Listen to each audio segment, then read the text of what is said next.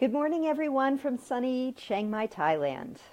It's been a while since I made a video because I was teaching a retreat in another part of northern Thailand. So I thought I would be able to continue to make the videos, but it was really, really full on. And I had 15 women, and we gathered at a beautiful eco resort about maybe, I don't know, not that far from here as the crow flies, maybe 20 miles from here, due east. So, hi there, Chris. Hi there, Suzanne. Welcome. So, I'm back. I've been back for a couple of days from the retreat and integrating some of the really powerful insights we had. So we gathered each day for 2 to 3 sessions. We went and visited elephants. We did a lot of ceremony, a lot of sharing, and a lot of really powerful healing work, and a lot of dancing too. Played a lot of music and danced. So, so I really had to hold the container for my retreatants and didn't have the energy to share here. So I'm back now. And this morning I did what I normally do before these little videos here, which is I pulled a card and I meditate on it for a while. Hello, Maria. Welcome. Good to see you here. So I wanted to share what that card was and what my guidance came from the card. So this is the card, and it's called Awareness. And you can see it's like in the background there's a person in veiled, behind a veil, and then it's like this blue flame, the violet flame, opens the veil and the Buddha mind comes through, the wisdom mind, and it's called Awareness. And so what I'm going to do now is, and this is kind of, you'll get a little taste of what I do when I'm leading the retreats, which is when it's time for me to offer something, I do what I've come to call catch the thread. So I'm going to go into a state of connection again and reconnect with the thread of the meaning and then share it. So if you'll just give me a moment, and there's an airplane passing overhead anyway, so it'll be noisy for a sec while I do this.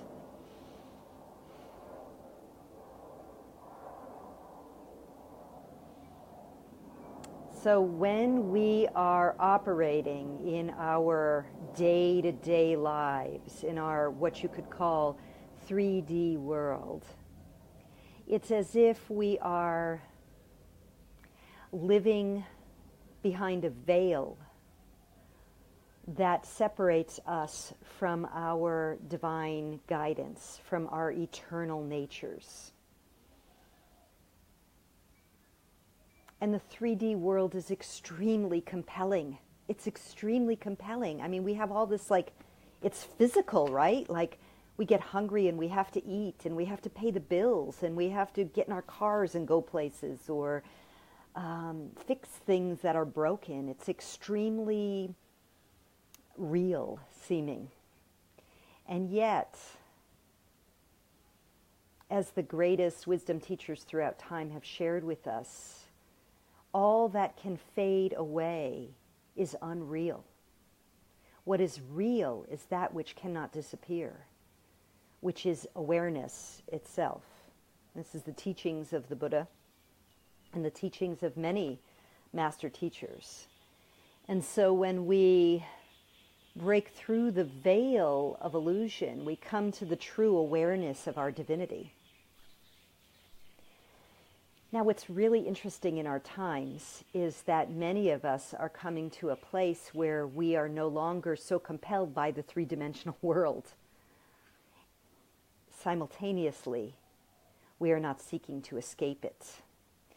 And this is the difference between some spiritual teachers' ascension teachings, where very much like traditional religions, they're saying, we want to just ascend the body and we're here and it's kind of, punishment and we want to go back to God and all of this is sinful or shameful or whatever.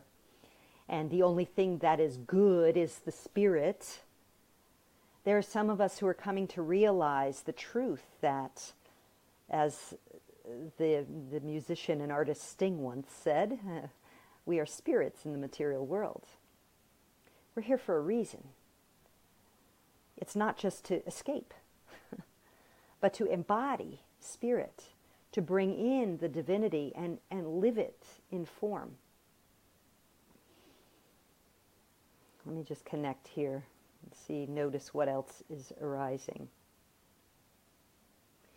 When we live in the physical reality with the awareness of our divine eternal natures, we can have an entirely different experience than when we are simply living in the 3D world and praying to escape it. We'll leave these bodies soon enough. In the eternal nature of our beings, this is but a blip. Or as I've said for many years, this is one act in a play of eternity. So, while we're here doing this play, this act, what is it that we want to bring forward in a sacred way? What is it that we want to manifest?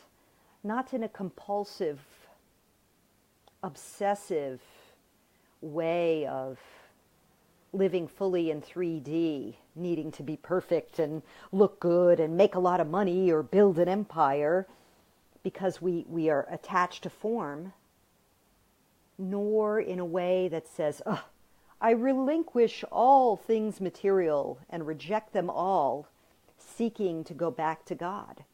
How do we begin to embody divinity in this reality and bring the frequency of love, forgiveness,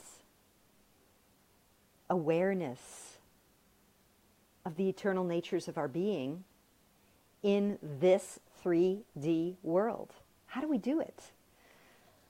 I don't have an answer, but it's certainly what I'm exploring. And I think what I want to invite each of you who watch this now or watch this ever is, how can I honor this body and this earth and these beings who are in my life? How can I honor the dignity of form from a higher, deeper, wiser perspective that comes from the spirit, that comes from my connection with divinity? How can I live as an eternal being with awareness in this form? So I guess these are just questions today. It's definitely the thing that I'm exploring in my life. How can I have a confrontation with someone and honor their dignity and speak my truth nonetheless?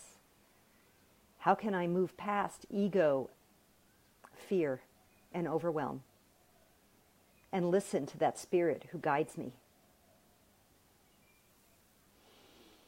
So this is what I'm breathing with, this is what I'm connecting with, and this is what I'm inviting feedback. You know, if you have guidance perhaps on this or insights, I welcome it. How do we live with awareness in this dense 3D form and yet honor it? Honoring all our relations, activating a frequency of love in the most mundane aspects of our lives. I know in those moments when I do that, I feel more peace, more love, and more magic happens. More magical gifts happen in my life when I do that. So that's my invitation for you today, and I'll share the picture on the card one more time. The awareness that we take the journey through life with the awareness that we are spirits in form. We are eternal beings experiencing one act in a play of eternity. And with that, I offer you bright blessings until tomorrow. Mwah.